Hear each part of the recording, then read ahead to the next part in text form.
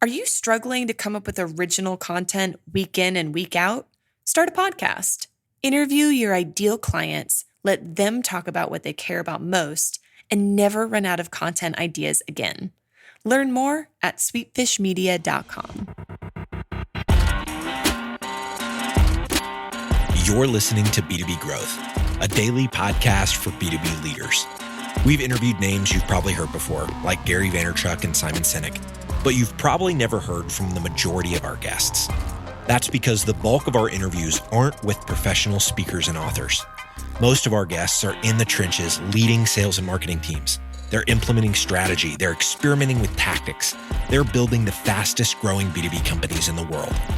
My name is James Carberry. I'm the founder of Sweetfish Media, a podcast agency for B2B brands, and I'm also one of the co-hosts of this show. When we're not interviewing sales and marketing leaders, you'll hear stories from behind the scenes of our own business. We'll share the ups and downs of our journey as we attempt to take over the world. Just kidding. Well, maybe. Let's get into the show.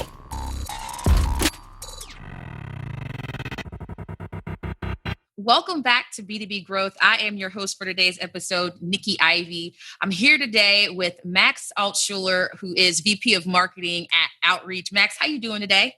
Doing great. Thanks for having me. Yeah.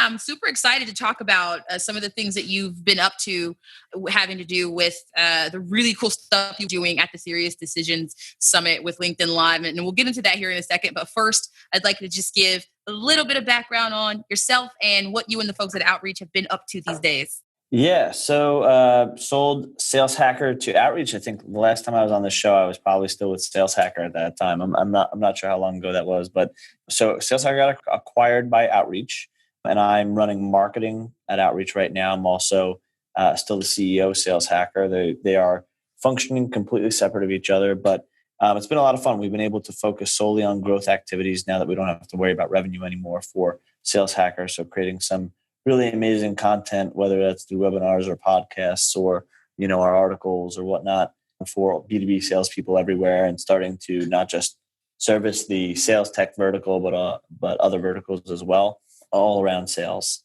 And then, with Outreach, just, leading the charge in the emerging sales engagement space, raised the most recent round of $114 million at a $1.1 billion valuation. So officially a unicorn as of last month.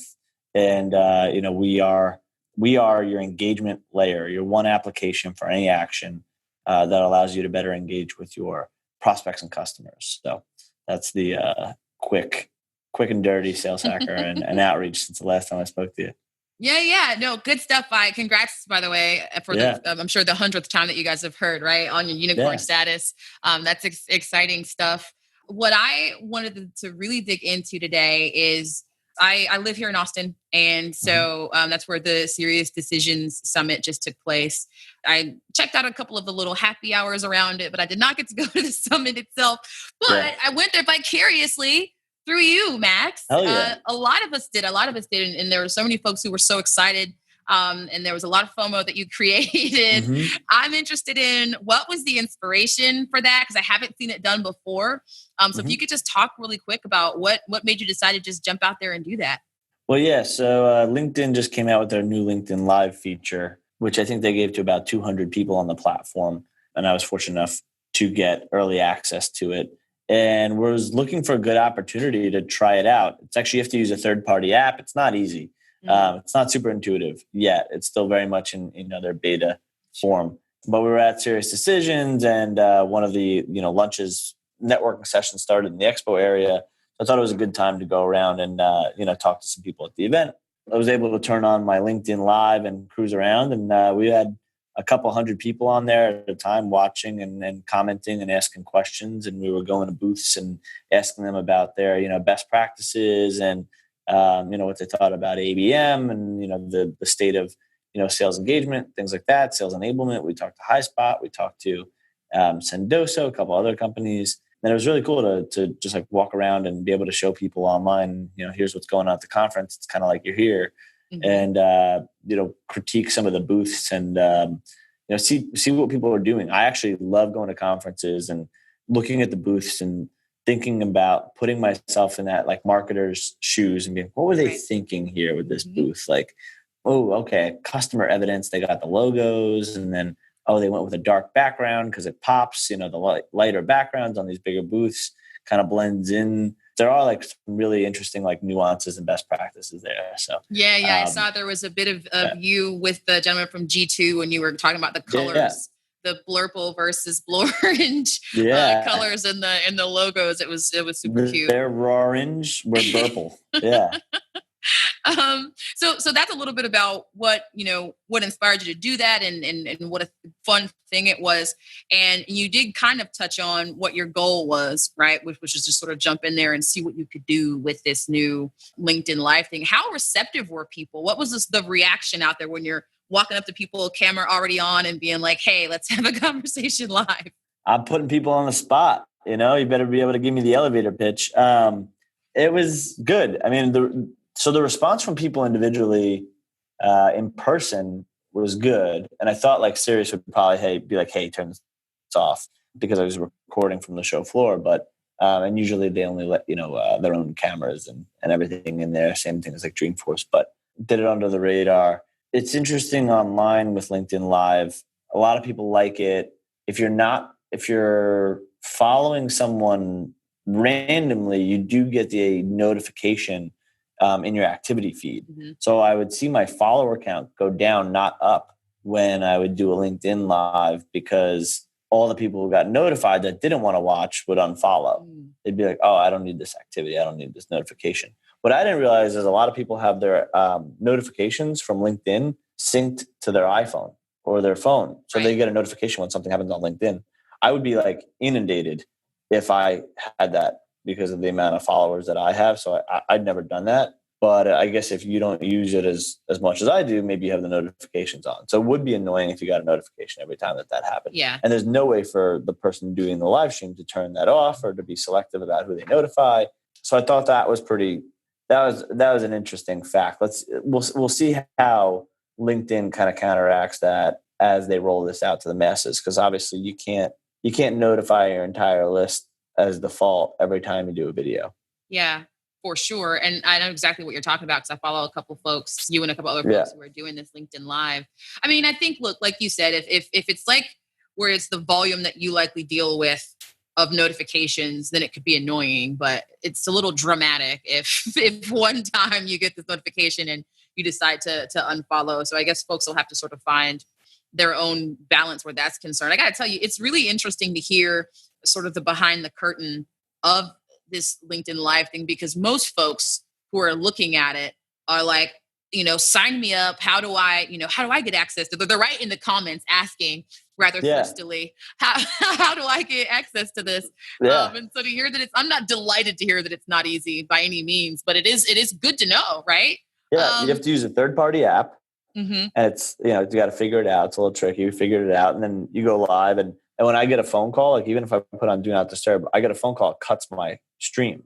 So then I have to go live again. Yeah. And now the stream's broken up, which kind of sucks. But not only that, but like everybody gets another notification. Yep. That the person went live again. So like it's not perfect. I'm glad I have it. It's really cool. You got to use it, sparingly, because if you go live every minute, every second, your followers will surely dwindle. But the case could be made that I'd rather have highly engaged followers and less of them than more followers and people who just don't want to hear updates from me. So, I actually don't care as much about the count as I do the engagement. I just thought that was an interesting thing to see that it went backwards instead of forwards. Yeah, but you're right, though. It does kind of flush out who's really there just to say they follow you and who's there to actually engage with your content. And so you might end up with a more rich group of people paying I'm already attention. back. I mean, I think I lost like 35 on the last live that I did, but I'm already back, I don't know, up 100 or something like that. It's it's always accumulating. All right, today's growth story revolves around search engine marketing, and we'll be shining the spotlight on Aegis Software, a company that makes software for manufacturing operations. Aegis was one of the first companies in their space to invest in search marketing, but as competition grew, their performance plateaued. To counter this, they hired Directive Consulting, the B2B search marketing agency. With unparalleled experience in inbound lead gen for B2B companies, Directive was able to increase Aegis's monthly online leads by 457%, while at the same time lowering their cost per lead by 147%. Now I have a hunch that Directive can get these kind of results for you too. So head over to directiveconsulting.com and request a totally free custom proposal. That's directiveconsulting.com. All right, let's get back to this interview. So where's this thing going? What would make it, or what were you looking for that would make it okay? Like this is worth it. This is worth whatever you already said it's negligible, the loss in followers. Yeah. But it's worth it with the third party or whatever the glitches are at this point. Where are you looking to see it go? Where should folks look to see it go before you see it widespread adopted? It's worth it now. I'd say that I'd love for them to rebuild groups because they've kind of destroyed groups a little bit. They had to rebuild it from the ground up, and it'd be cool to be able to do these to the group and only the group. So like if you're a group member, that's your intent. You're not going to unfollow if like the group leader goes live, and then I can do kind of like webinars or Q&As in my own group just to the people in the group. So not people outside of the group. Maybe they get a notification to join the group or something like that. But I don't know. I think the notification, the mass notification hurts, doesn't help. Yeah. So trying to figure out a way to engage the people who want to be engaged. And I think live is pretty awesome. I mean, the other day I was down in Dallas with a buddy, TK, who started a company called ToutApp, which was one of the first sales engagement vendors. And they started before Outreach, and they raised, $20 million in funding. They sold to Marketo. So I got to sit down with him, and he's a good friend of mine. I was an early customer at ToutApp, and we spoke about, his journey starting ToutApp, going through the Marketo acquisition, then going through the Adobe acquisition. He was an SVP strategy at Marketo through the Adobe acquisition, worked closely with Vista Equity, who was the one that, made a lot of the money in that acquisition because they took Marketo private, but also talked about the past, present, and future of sales engagement, what his kind of learnings were. And it was such an impromptu, hey, I'm here with TK. Why not? Let's do this. We have an audience. I didn't have to promote it ahead of time. Yeah. That was cool. And I think like a lot of people that watched that were interested in those topics got value out of it. There were a lot of questions. And I think that's when, it's really good. And there was some candid conversations because of that impromptu nature, because it was just live. We had some whiskey while we were talking. I mean, it was fun. That's just the stuff you're not going to do on like a pre-recorded thing. You just get out there afterwards. Like it was just that's why live is going to be so interesting. But especially in this climate where you've got to be some type of media professional at the same time as whatever other kind of professional is that you are. And there's just no room, I think, to ignore these types of things that are going to help folks. It's not just about getting your name out there, right? Because what you are doing that I really thought was cool and smart, and what a lot of the folks who get this are doing, it's not just them as talking heads telling their story. There's a place and time for that. I do that a lot. But when you shine the spotlight on somebody else, and you know what I'm saying, like let them talk to other experts in the space and let them do the talking, the way that you were doing at this convention and the way you just described when you met up with this other gentleman, like that's the direction it's all going. And like you said, that's where the exciting part of the value is, I think, in this whole thing. So great. I'm really glad that I got to pick your brain about that whole thing. Cause like I said, I was just really excited as I was watching it in real time and so jealous that I wasn't there myself. But now I'd like to know a little bit about what you put in your brain, Max. What are you reading these days? What are the learning resources that are really either informing your approach, speaking to you and your team, making you passionate, or making you laugh, whatever it is? What do you got? Yeah. So podcasts that I've been listening to that I've been a long time listener and really like this guy, Cal Fussman, Big Questions with Cal Fussman.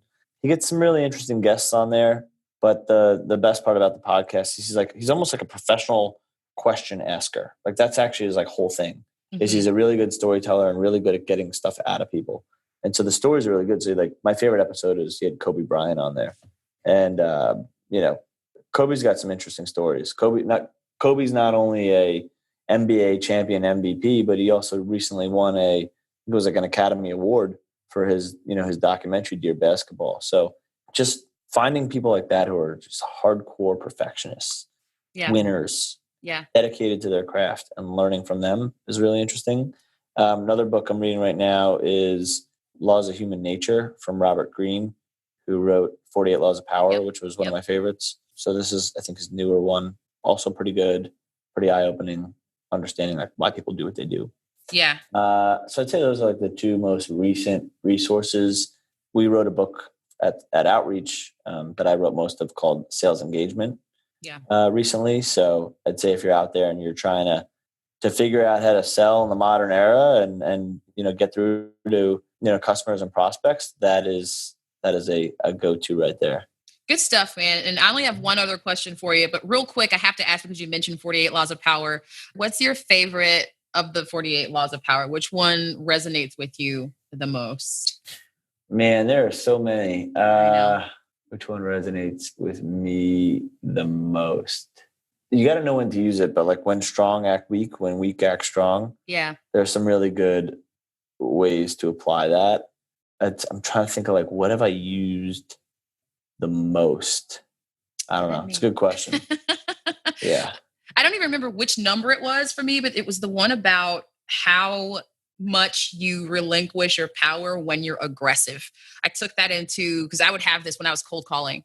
I would, get to this point where I'm wanting to challenge the prospect, and then they'd say something along the lines of they don't care about, doing more business next year than they did this year. And there's like not a quicker way to make me upset than for a business person to say something like that. And so I would just like start to just like go in on people.